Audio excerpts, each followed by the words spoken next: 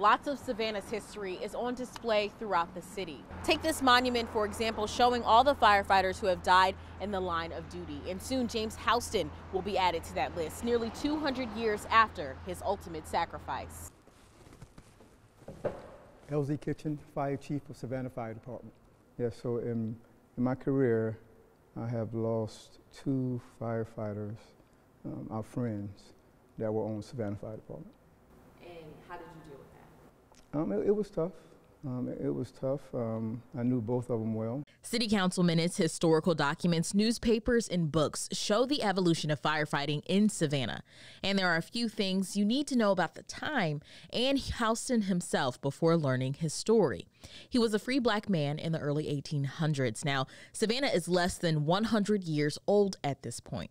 Fires in the city were detrimental. For example, a fire at a bakery in 1796 destroyed hundreds of buildings in just one incident. So the call for stronger fire protection was definitely a concern for residents. After that bakery fire, Savannah began to establish a fire service.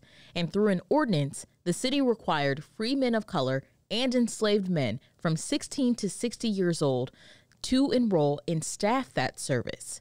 That ordinance included James Houston. It's Luciana Spraker. I'm the Municipal Archives Director for the City of Savannah. White men did not have mandatory service, but free persons of color men and enslaved men did. And if they didn't show up to a call, a fire alarm, they were actually fined for neglect of duty, $10, which in 1858, $10 is a lot of money. Historical documents show in January of 1825, Houston and a man named Peter Favard showed up to put out a fire at the Gale House, which was near Johnson Square. Mark Odell, local historian.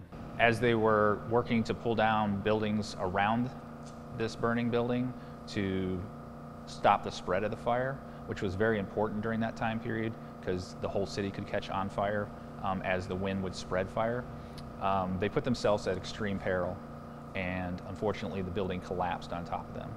A newspaper from the time noted the fire had the roof wrapped in flames, and the building in a very short time fell, a sacrifice to the destructive element. James Houston had life-threatening injuries. His skull was fractured and one of his legs was crushed. There was 3 doctors that worked on him when this happened, and within 30 minutes he passed away. They couldn't save his life. The city not only paid for Houston's funeral, but they also paid for mourning vestiges, so black crepe paper, and we don't know exactly where they put it at, but this was very unusual because the city would normally pay for crepe paper for people that died that were very prominent. So city aldermen, the mayor, or presidents that would die. So crepe usually is used to drape things in mourning, and so that's that one. And that was paid on April 1st. For how much? $3. $3 in 1825 money. So you'd have to use an inflation calculator to see what that means today. As for Peter Favard, though he sustained injuries, he did survive the incident, but he was unable to work. The city gave Favard a pension. There was only one other instance where a firefighter was paid for a disability. His name was James Fromentang, and that was another decade later or so. The story is significant because though Houston and Favard were both free men of color, we know that free at that time did not mean freedom. In the same time period, there were laws against teaching black people, free or enslaved, how to read. There were laws against where they could be and how long they could be there, where they could work. During that time, you know, not having the privileges of a true free man, then it had to be a difficult time to only get paid when you actually go to a fire. And then you had to be like the first ones there to start working those fires. And to hear the history, because we knew the history of the free black men being the ones that staffed the fire department here in Savannah and throughout the country. So knowing that history and then knowing that one of them paid the ultimate sacrifice and the city took care of their expenses for burial and things like that, he will be honored to be put on the monument. But to me, now I know not only did I stand on those other chiefs' shoulder to get where I'm at, I also have Mr. Houston to thank also. While this story started with James Houston, along the way we learned so much more. Let's talk about how the Savannah Fire Department became what we know it as today. Over several centuries, the department would undergo many changes. The Savannah Fire Company was considered the main source of fire protection. It was staffed by all black firefighters and white administrators. As the fire department developed, we had different fire companies that were established, and they competed with the Savannah Fire Company. So, and they weren't made up of enslaved people and free people of color. So this is where we see white firefighters starting to develop their own fire companies and exclude African Americans from their workforce, and then compete against them and actually harass them in some instances. From sabotage on the way to fires to the use of city engines or equipment, historical records show a number of factors played into the Savannah Fire Company eventually being disbanded. By 1871, fire service in Savannah was made up of all white firefighters.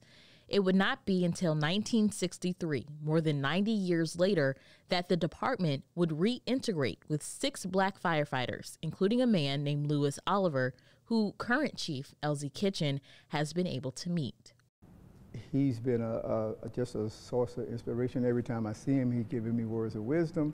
And I knew if it wasn't for people like him, that I wouldn't be where I'm at. Paul Taylor, Chief Militant. Those are chiefs that was men of color on this department. What are those words of wisdom? Words of wisdom. So one thing he told me, to always stay connected to the community. To stay connected to the community, and that's what I try to do. Chief Kitchen has worked his way up the ladder since starting the department more than 25 years ago. He became a fireman in 1998. I can't believe I'm the older guy on here now, and I get to take care of the firefighters. But that's what I enjoy doing now, that transition from taking care of the citizens to making sure the firefighters are prepared to take care of the citizens. So you talked a lot about safety. You know, when you have something that big in front of you, it's obvious that that's going to be your main focus. Is it ever a moment of, I'm worried about my own safety now? Yes. How do you deal with that? You're trained. You train, you stay calm, you make sure you can get to a wall. So sometimes we get in areas where it's a little dangerous, but with our experience and training, we're able to get out of it.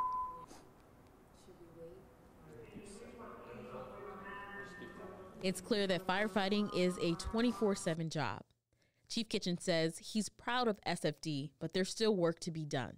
We have great leaders on here, we have great up-and-comers, but we do not represent the city of Savannah demographics.